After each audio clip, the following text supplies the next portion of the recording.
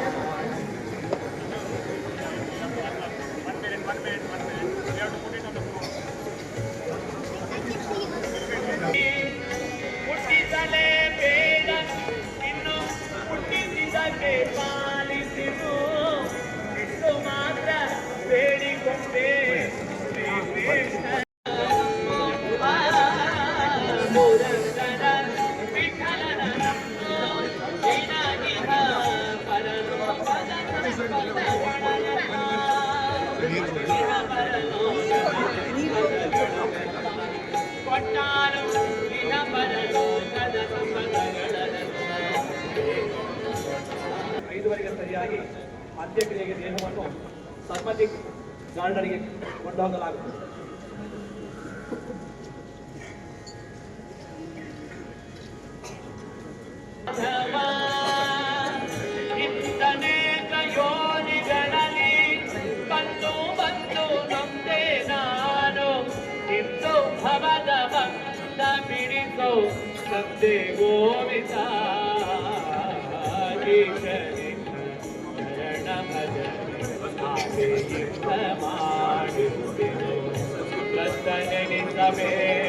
ಕೃಷ್ಣ ಇಷ್ಟು ಮಾತ್ರ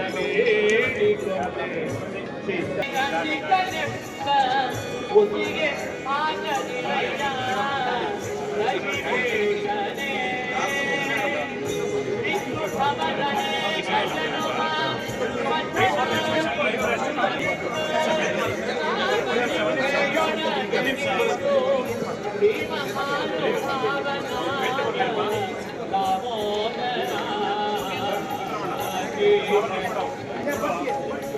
KM Khaleel, ವಿ4 news, Karkala.